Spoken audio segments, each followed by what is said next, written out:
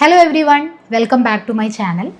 വീഡിയോയിലേക്ക് കടക്കുന്നതിന് മുമ്പ് ഇത് കണ്ടുകൊണ്ടിരിക്കുന്ന നിങ്ങൾക്ക് if you feel very tired, അല്ലെങ്കിൽ നമുക്ക് ഭയങ്കര ഒരു ഹെവി ആയിട്ട് തോന്നുന്നുണ്ടെങ്കിൽ, അല്ലെങ്കിൽ ചില സമയത്ത് നമുക്കിങ്ങനെ തോന്നും നമ്മൾ ചുറ്റുമുള്ള എല്ലാ ആളുകൾക്കും വേണ്ടി നമ്മൾ ഒരുപാട് കാര്യങ്ങൾ ചെയ്തു കൊടുക്കുന്നു, but you feel lost inside. You are not weak, you are human. With that note, welcome back to the series the rise of a wonder woman. ഇന്ന് നമ്മൾ സംസാരിക്കാൻ പോകുന്നത് വളരെ സിമ്പിളായിട്ടുള്ളൊരു കാര്യമാണ്. അതായത് ഇതൊരു മോട്ടിവേഷൻ സ്പീച്ചോ അല്ലെങ്കിൽ നിങ്ങൾ എന്തെങ്കിലും ഒരു കാര്യത്തിലേക്ക് പുഷ് ചെയ്യാൻ വേണ്ടിയിട്ടുള്ളൊരു വീഡിയോ ഒന്നുമല്ല. നമുക്ക് എല്ലാവർക്കും അറിയുന്നൊരു കാര്യം തന്നെയാണ്. പക്ഷേ നമ്മൾ മിക്കവാറും എല്ലാവരും ഇപ്പം ഒരു ഓട്ടോ പൈലറ്റ് മോഡിലാണ് ജീവിച്ചുകൊണ്ടിരിക്കുന്നത്. അപ്പോൾ ആ ഒരു ജീവിതത്തിനിടയിൽ നമ്മൾ ചിലപ്പോൾ മറന്നു പോയേക്കാവുന്ന ഒരു കാര്യമാണ്.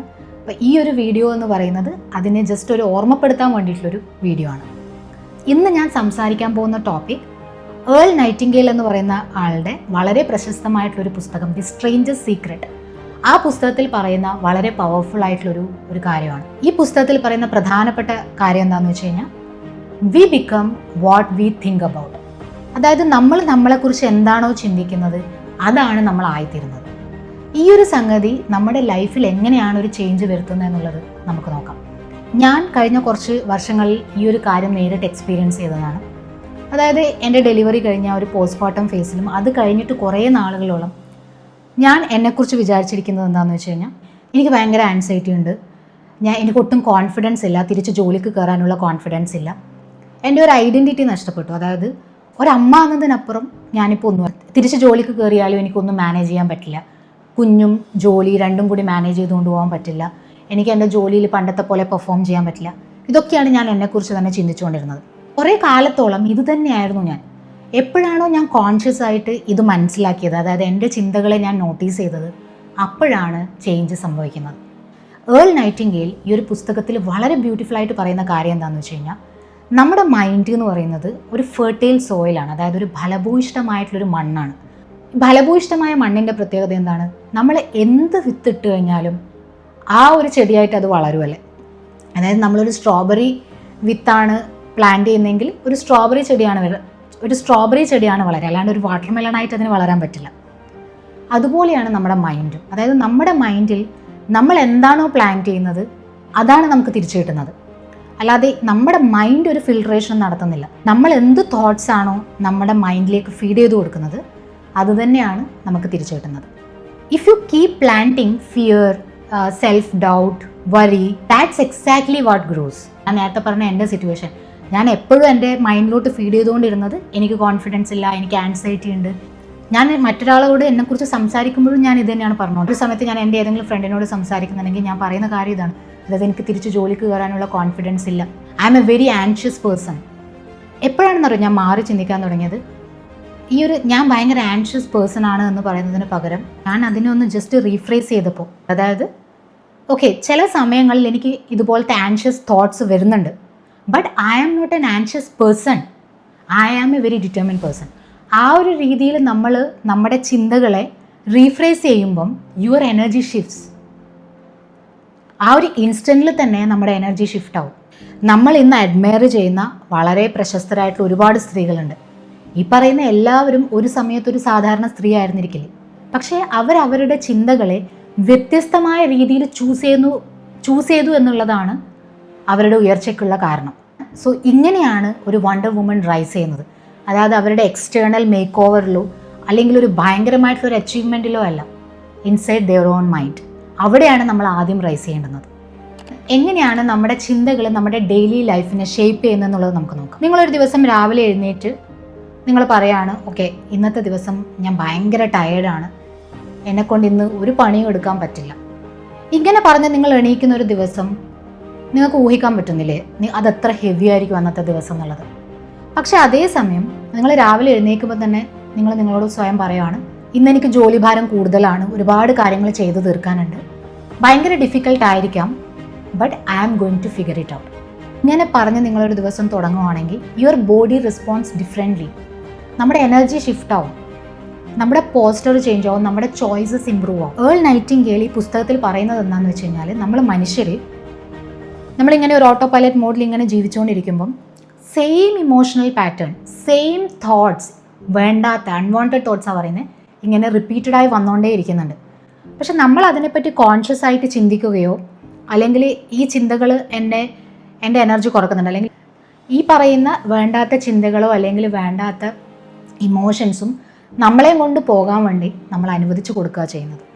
പക്ഷേ ദി വിമൻ ഹൂ റൈസ്, അതായത് വളരെ കോൺഫിഡൻ്റ് ആയിട്ടുള്ള സ്ത്രീകൾ, അല്ലെങ്കിൽ എല്ലാം നമുക്ക് ഭയങ്കര കാമായിട്ട് സമാധാനത്തോടെ എല്ലാ ചാലഞ്ചസും ഫേസ് ചെയ്യാൻ പറ്റുന്ന സ്ത്രീകൾ, ഇവർക്ക് എല്ലാവർക്കും കോമൺ ആയിട്ടുള്ളൊരു കാര്യം എന്താണെന്ന് വെച്ച് കഴിഞ്ഞാൽ ദേ പ്രൊട്ടക്ട് ദെയർ തോട്ട്സ്. കാരണം അവർക്കറിയാം ഈ ചിന്തകളാണ് അവരുടെ ഐഡൻറ്റിറ്റി, അവരുടെ ഹാബിറ്റ്, അവരുടെ ഫ്യൂച്ചർ, അവരുടെ ഇമോഷൻസ് എല്ലാം ഡിസൈഡ് ചെയ്യുന്നത് നമുക്ക് ഉണ്ടാവുന്ന ഈ തോട്ട്സ് ആണെന്നുള്ളത് അവർക്കറിയാം. ഒരു വണ്ടർ വുമൺ എന്ന് പറയുമ്പം ഒരിക്കലും ക്ഷീണമില്ലാത്ത, എപ്പോഴും ഭയങ്കര പോസിറ്റീവായി ഭയങ്കര ആക്റ്റീവായി എല്ലാ കാര്യങ്ങളും ചെയ്യുന്ന ഒരു സ്ത്രീ എന്നല്ല അർത്ഥം. എല്ലാ ജീവികൾക്കും ക്ഷീണം വരും, വണ്ടർ വുമൺ ആയാലും ക്ഷീണിക്കും. പക്ഷേ അവർക്കുണ്ടാവുന്ന ചിന്തകൾ അവരെ വീക്ക് ആവാൻ വേണ്ടി അവരനുവദിക്കില്ല. നമുക്ക് ഫിസിക്കലി ടയേർഡ് ആവാം, പക്ഷെ നമുക്ക് ഉണ്ടാവുന്ന അൺവാണ്ടഡ് തോട്ട്സ് നമ്മളെ വീക്കാക്കരുത്. ഞാൻ എൻ്റെ ഒരു എക്സാമ്പിൾ എടുക്കുകയാണെങ്കിൽ 3 ഇയർ കരിയർ ഗ്യാപ്പ് കഴിഞ്ഞു, ഞാൻ ജോലിയിലേക്ക് തിരിച്ചു കയറി. I restarted my career.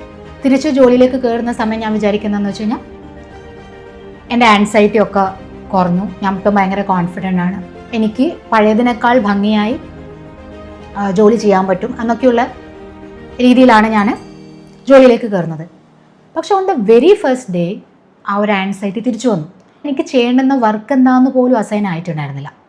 എന്നിട്ട് പോലും ഞാൻ ഉള്ളിൽ ഭയങ്കര ആൻഷ്യസ് ആയിട്ട് ഫീൽ ആവാൻ തുടങ്ങി. അതായത് 3 വർഷങ്ങൾക്ക് മുമ്പുള്ള ആ ഒരു പോസ്റ്റ്മോർട്ടം ഫേസിൽ ഞാൻ തിരിച്ച് ജോലിയിൽ കയറിയായിരുന്നു. ആ സമയത്ത് എനിക്ക് ഭയങ്കര സ്ട്രെസ്ഫുൾ ആയിരുന്നു ജോലി ചെയ്യാന്നുള്ളത്. അത് ജോലിയുടെ കാഠിന്യം കൂടിയതുകൊണ്ടല്ല, എൻ്റെ മൈൻഡ് അന്നേരം ഭയങ്കര വീക്കായതുകൊണ്ടാണ്. അന്നേരം ഉണ്ടായിട്ടുള്ള ആ ഒരു ട്രോമ ഫസ്റ്റ് ഡേ തന്നെ വീണ്ടും ഹിറ്റ് ചെയ്യാൻ തുടങ്ങി. അപ്പോൾ എനിക്ക് മനസ്സിലായി ഈ ഒരു ആൻസൈറ്റി എന്ന് പറയുന്നതൊന്നും അങ്ങനെ പൂർണ്ണമായും പോകുന്നതല്ല. ചില ആളുകൾക്ക് ഇത് വളരെ നാച്ചുറലി വരുന്നൊരു സാധനമാണെന്നുള്ളത് എനിക്ക് മനസ്സിലായി. പക്ഷെ ഞാൻ പേടിച്ച് ഓടിപ്പോവുകയല്ല ചെയ്തത്. ഞാൻ എൻ്റെ ചിന്തകളെ അനലൈസ് ചെയ്തു.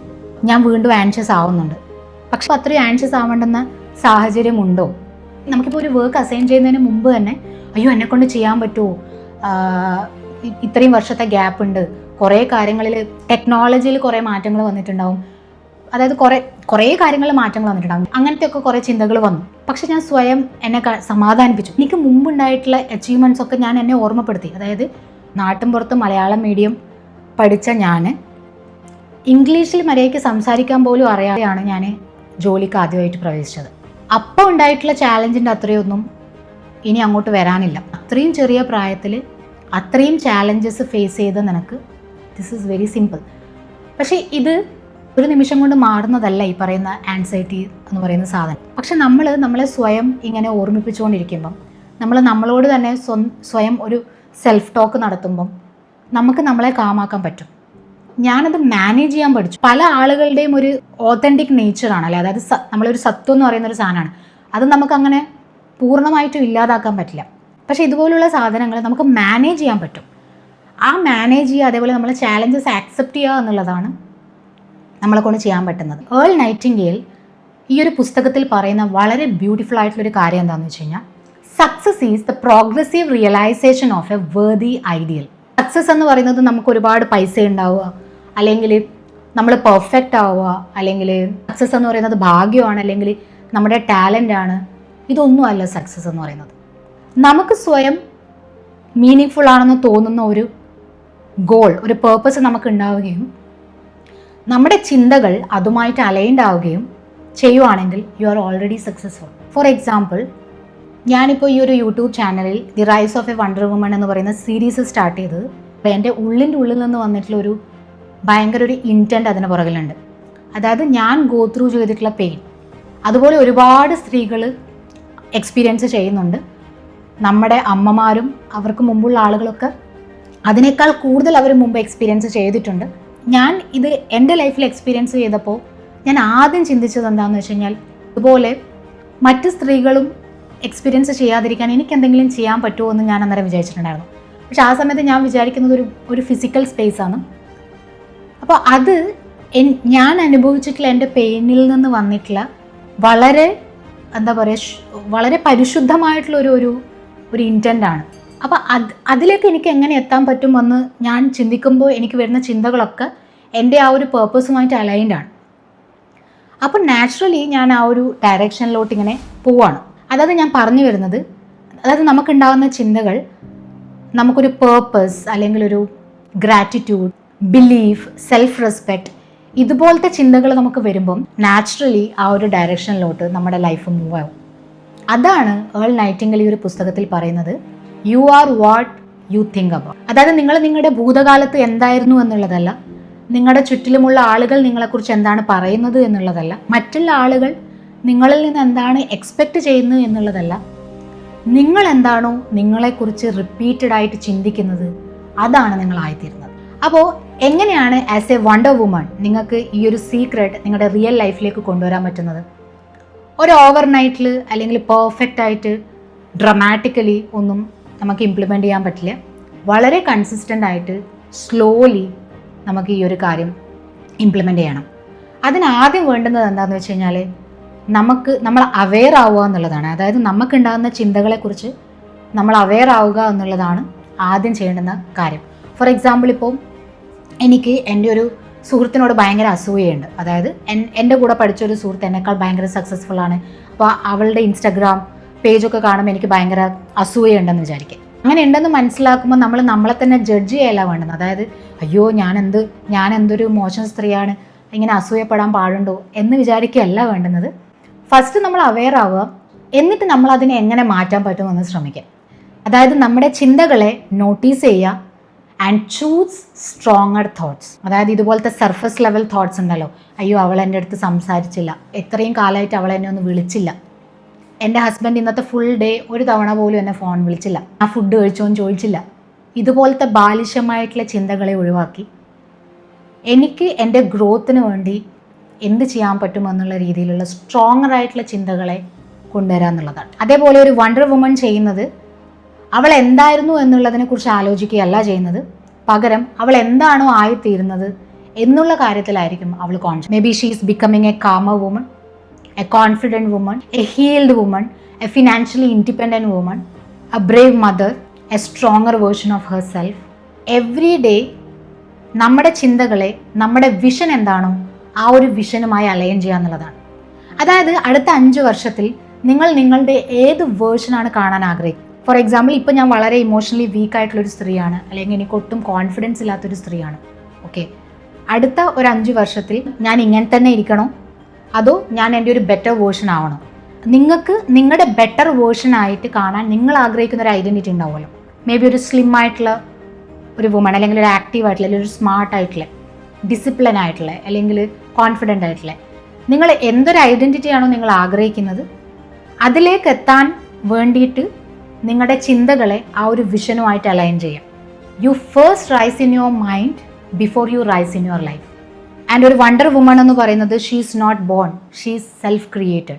സോ ഇനിയുള്ളൊരു നെക്സ്റ്റ് 7 ഡേയ്സിലേക്ക് ഞാൻ നിങ്ങൾക്ക് തരുന്ന ഒരു എക്സസൈസ് എന്താണെന്ന് വെച്ച് കഴിഞ്ഞാൽ, every day watch your thoughts. നിങ്ങൾക്കൊരു ചിന്ത വരുമ്പം ആ ചിന്ത നിങ്ങളെ ഡ്രെയിൻ ചെയ്യുന്നുണ്ടെങ്കിൽ, അതായത് ലൈക്ക് നമുക്ക് ചില ചിന്തകൾ വരുമ്പോൾ നമ്മൾ ഭയങ്കരമായിട്ട് ക്ഷീണിക്കുമല്ലോ, അപ്പോൾ അങ്ങനെയുള്ള ചിന്തകൾ വരുമ്പം അത് അവെയർ ആവും. ഓക്കെ, ഈ ഇന്ന ചിന്തകൾ എന്നെ ഇങ്ങനെ ഡ്രെയിൻ ആക്കുന്നുണ്ട്. Replace it with better thoughts that can help you in your growth. See you in the next video. അതുവരെ എല്ലാവർക്കും താങ്ക് യു.